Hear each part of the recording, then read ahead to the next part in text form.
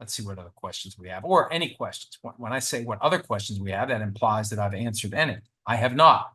I'm going to take a look at them right now.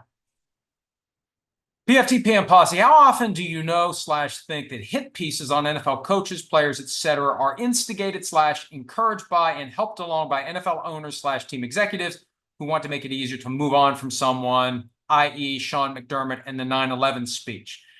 I don't believe that the hit piece, if you can fairly characterize it as one, from Tyler Dunne of golongtd.com, was instigated by the Bills.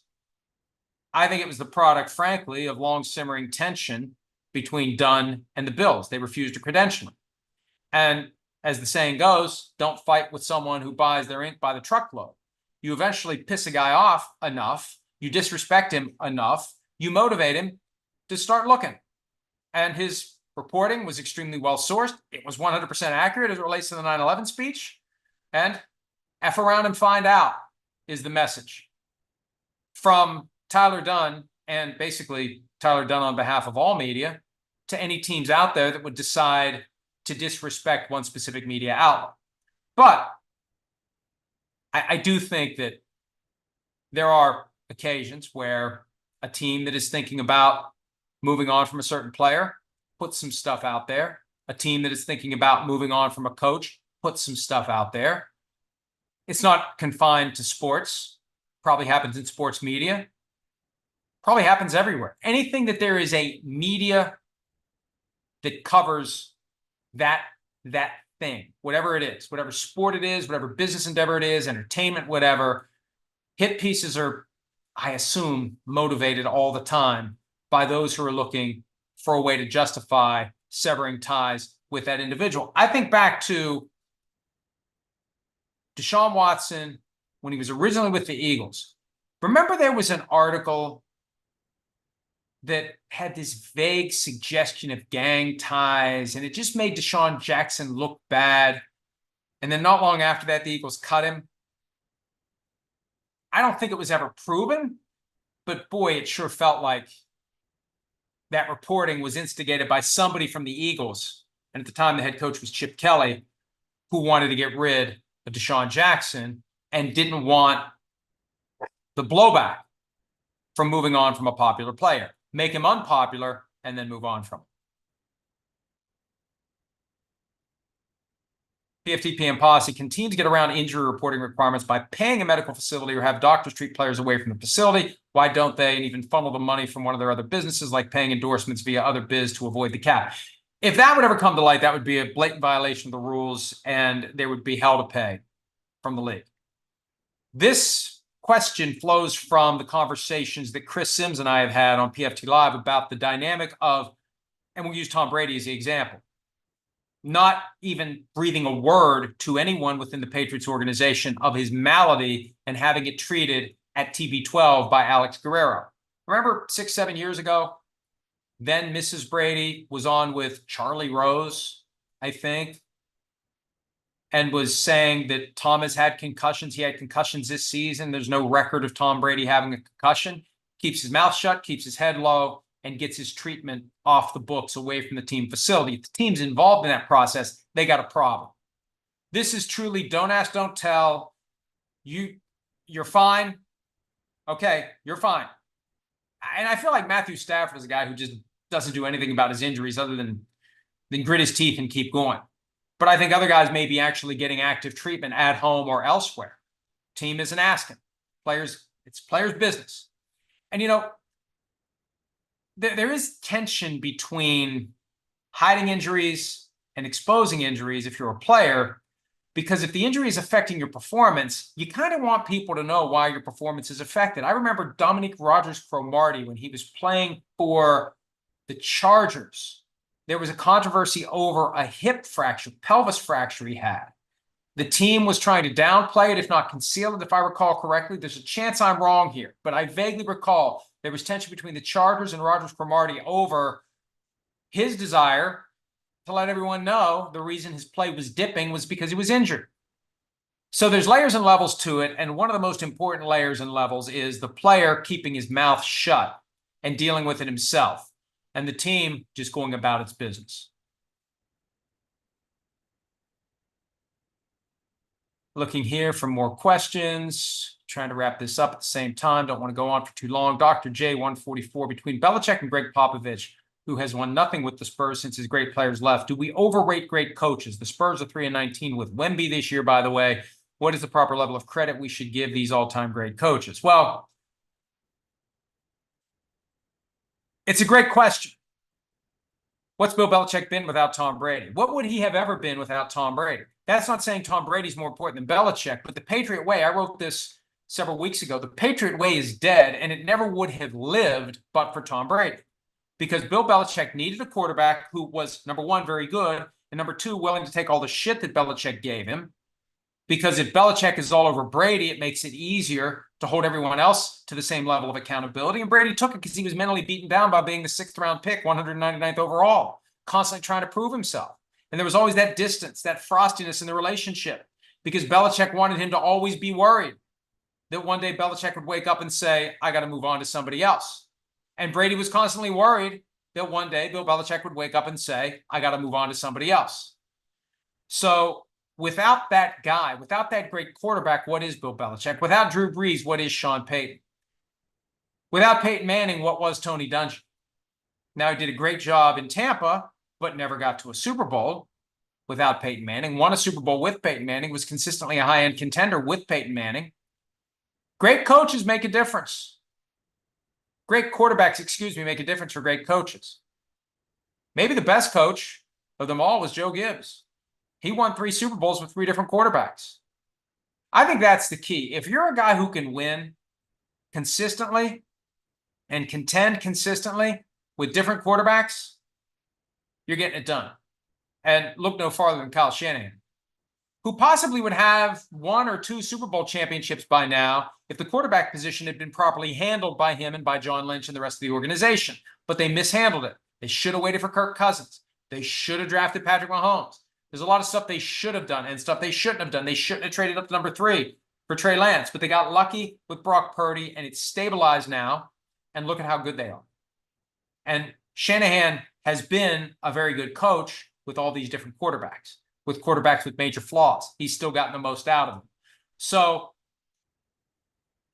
I think what happens is when there's a great team that wins multiple championships, a lot of the people involved get too much credit.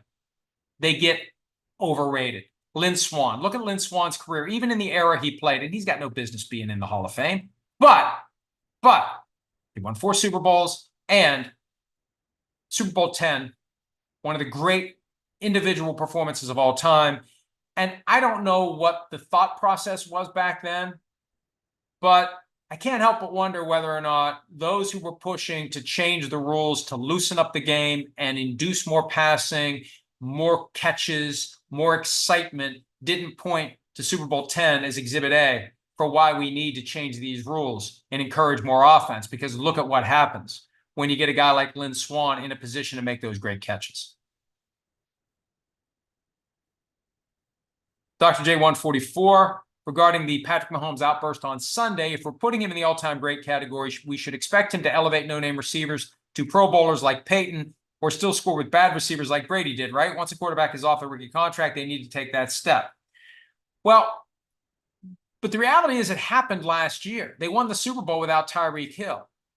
I just think that this is more about the complacency that sets in.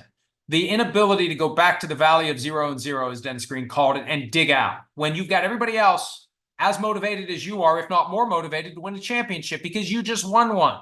That was always the thing that got Terry Bradshaw into kind of a depression after he would win a Super Bowl. What's next? You win a Super Bowl in the NFL, what's next? And this whole Joe Montana to Tom Brady thing has at least created this ideal for quarterbacks to stack up as many as possible. That's what's next. What's your favorite Super Bowl ring? The next one. Brady changed that a little bit. But what else do you have to do other than chase a legacy by winning more and more and more and more? Because there's no greater mountain to climb. It's the same mountain and you just climbed it. I think collectively it makes it hard for an organization to try to go back and do what it just did. It's a challenge to do what it just did. Daniel Kunamoto, is there a chance that Belichick is willing to retire from coaching? He's not worried that his Legacy will be tarnished even more. I think he plans on continuing to coach. I think he wants to catch Don Shula. And I think one of the reasons he wants to catch Don Shula, beyond the fact that he's a great historian of the game and he wants to have that record, Peter King and I talked about this recently. One of the reasons Peter King hasn't spoken to Bill Belichick since 2007 is because Peter King dared to criticize Belichick for Spygate. Belichick holds a grudge. Belichick's got that human pettiness that we all have to some degree or another. And Don Shula openly bashed Bill Belichick for Spygate. I think Belichick wants to catch Don Shula.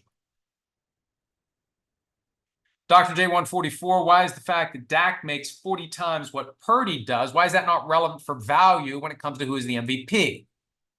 Well, the problem is nobody defines value, most valuable player.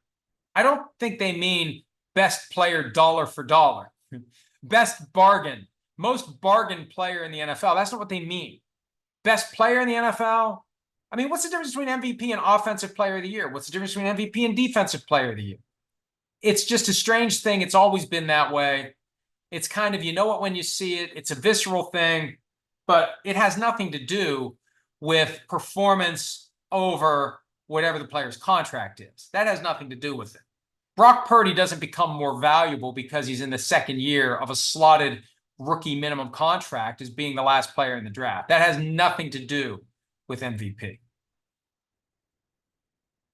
Bader THFC, the Jets are reportedly sticking with Robert Saleh for 2024. Is this the best plan for them to keep him? I haven't seen the report that they're sticking with him. I think it would be ludicrous if they got rid of him because the idea for next year is we're going to do what we were trying to do this year.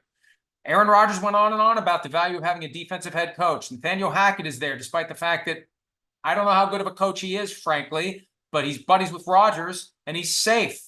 If we want to get the most out of Aaron Rodgers in New York, we got to load the same cannonball that we had last year and hope this time it doesn't go straight to the ground on the fourth play from scrimmage. So don't make major changes.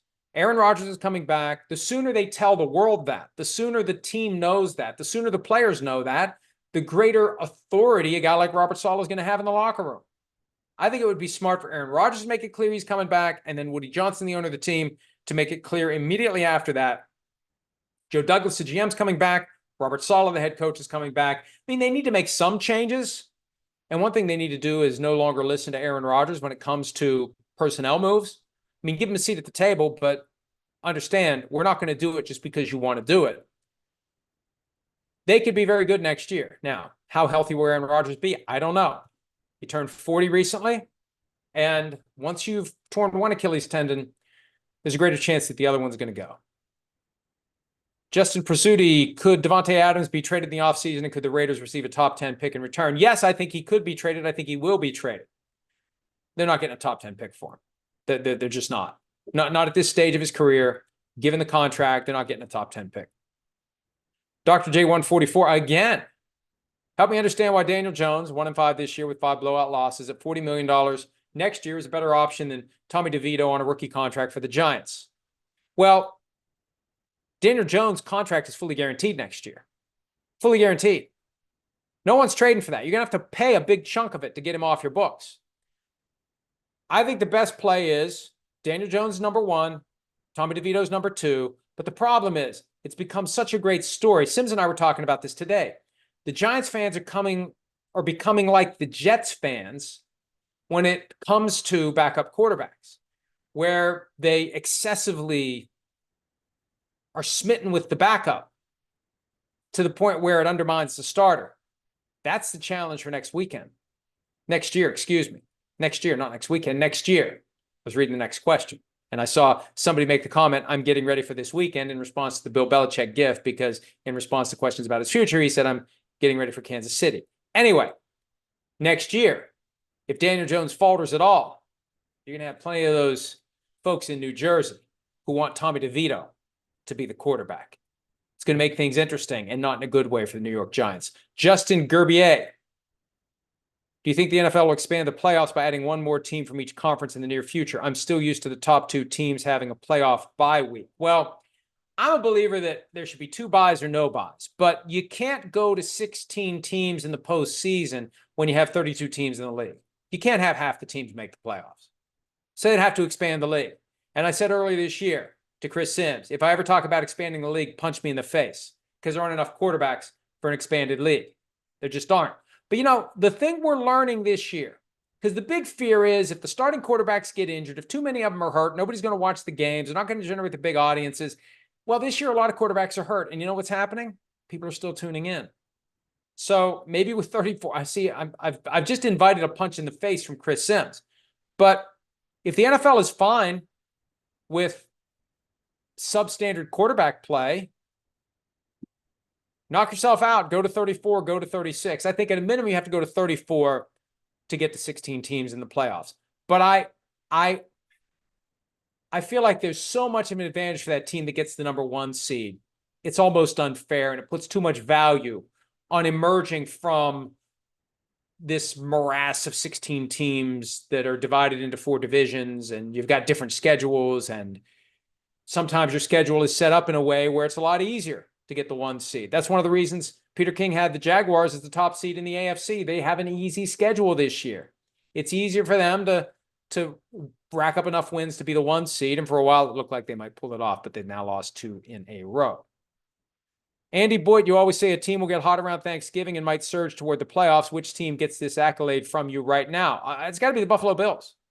The Buffalo Bills are number 6 in our power rankings this week, even though they're 7-6. And Sims and I talked about this today. When you look at the teams behind the Bills, which one of them would be more deserving of being number 6? There's no one. So the Bills are in a position to get hot, stay hot, carry it into the playoffs, and not have that sense of pressure. Everyone expects us to win. We have everything to lose and nothing to gain. You flip it around, we got nothing to lose. We weren't supposed to be here. We bottomed out. How the hell did we end up in the playoffs? Let's go out and be loose and have some fun. That mentality can make a big difference for a team that otherwise could get tight and end up going 1 and out. Tom Marshall, Arizona, UK. Who's been the bigger loss for the Eagles, Shane Steichen or Jonathan Gannon? Probably Gannon, just because Nick Sirianni's an offensive guy. And, I mean, Sean Desai's resume doesn't cry out future Bill Belichick. So, yeah, even though I still have questions about how distracted Gannon was by knowing that he was going to interview for the Cardinals job the day after the Super Bowl, and I think that all got brushed under the rug very conveniently because I think it undermined the integrity of Super Bowl 57. I think Gannon was doing a better job with that defense, X's and O's, than Desai was. Tyler Hergert, would a rival league like what's going on with the PGA Tour and LIV encourage the NFL to start to button up some of the problems they have, such as officiating? The NFL should get ahead of that before someone with near unlimited resources does it for them. I think the bigger concern for the NFL about officiating is Congress and litigation and possible prosecution because of legalized gambling. Before legalized gambling, if officiating issues result in people losing money, too bad, it's illegal. What are you going to do? Now that it's legal, there's a reason to care about it. And it's no different than stocks. And at least with stocks, there's a way, if you do the right research and make the right judgments, over time you can win. Your investment will grow. There's no house involved in stocks that is in position hoping you're going to lose and rigging it just right to entice you to bet on a losing team. Set the line just in the right spot. There are people who think they have a system. Ultimately, you don't. Ultimately, you're going to lose. Your luck may last a long time, and maybe you can find an edge if you have inside information. But the whole system is designed for the consumer, by and large, to lose. And that's with perfect information.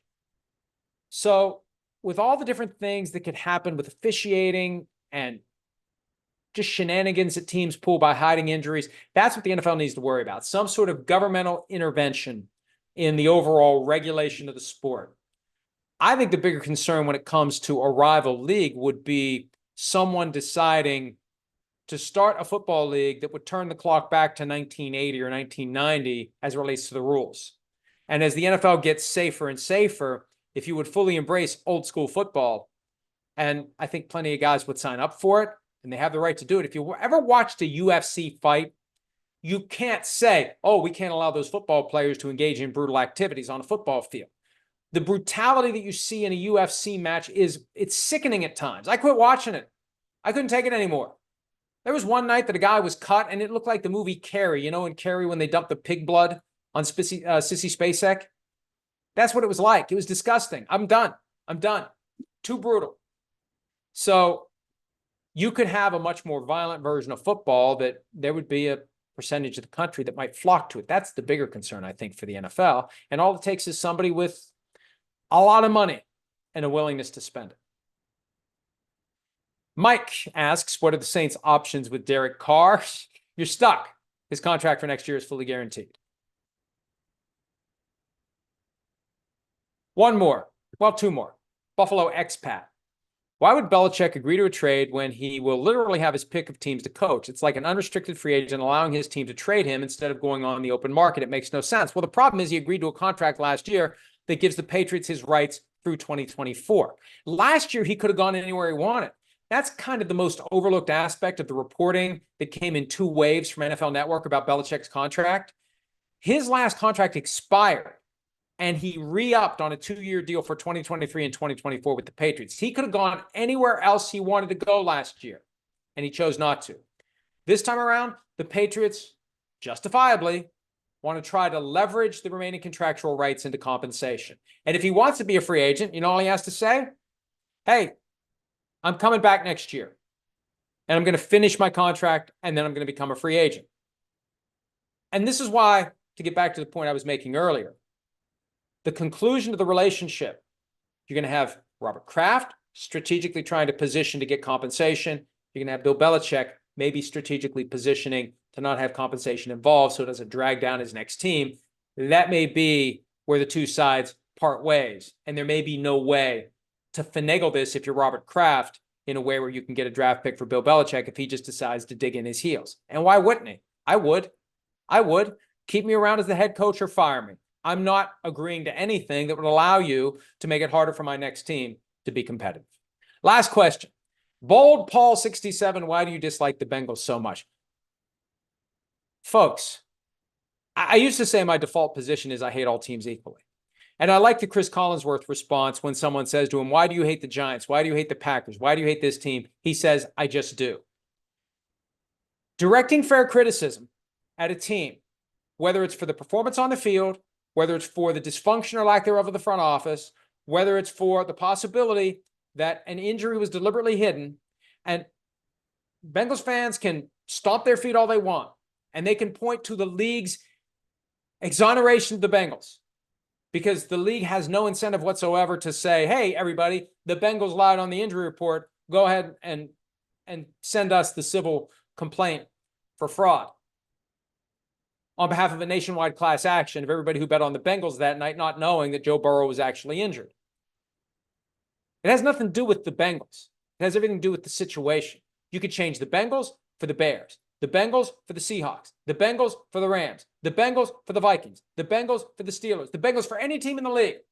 And I'm not going to make excuses for them when the evidence is hiding in plain sight the way the evidence was here. Joe Burrow, traveling to Baltimore, with a sleeve on his arm down past the wrist and over the thumb. The Bengals captured video, the Bengals posted video, the Bengals deleted video. No one has ever explained that. No one's even tried. All Joe Burrow said was, well, I wore that thing for a completely different condition. Well, okay, so you had some injury that was hidden. How do we know that if it was a thumb injury, say, that it wasn't somehow connected to the wrist injury, made it more susceptible? We don't know. The bottom line is we're entitled as fans, and anyone out there inclined to bet, and I don't bet, but I'm concerned about the imperfections of the injury reporting system. If someone's injured, you can't hide it. You got to put it out there. And the circumstantial evidence leads to a reasonable conclusion that they're hiding something because they shot the video, they posted the video, and they deleted the video. I would love to argue that case in court. Now, that's where we may finally get to the truth here. Because even though the NFL exonerated the Bengals, someone can still sue. And I've written about this, and I've talked about this. It is not a difficult lawsuit to make.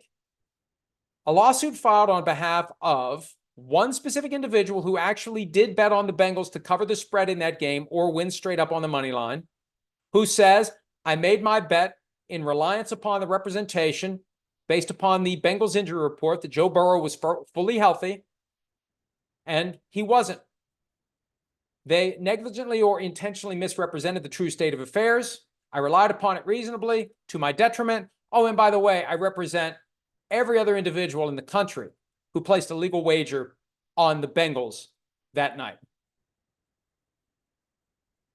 I actually thought about pulling out the old lawyer hat and drafting the complaint so people would see what it would look like, would see the actual legal terms. I decided not to do it. But it wouldn't be that difficult to draft a complaint under West Virginia law. West Virginia's got legal gambling.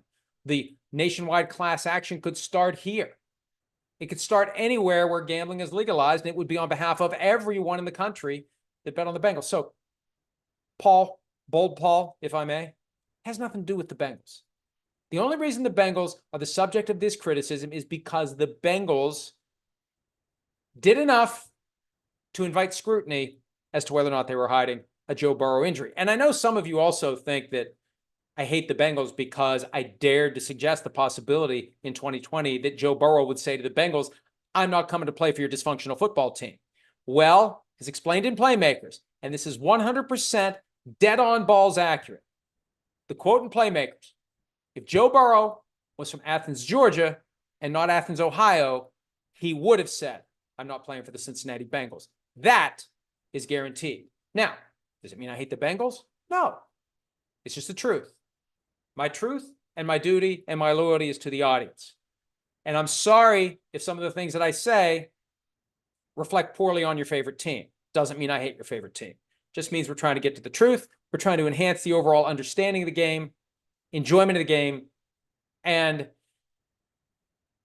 everything associated with it. Hi, it's Mike Florio. Thanks for watching PFT on YouTube. Hit subscribe for the latest news and analysis from Pro Football Talk.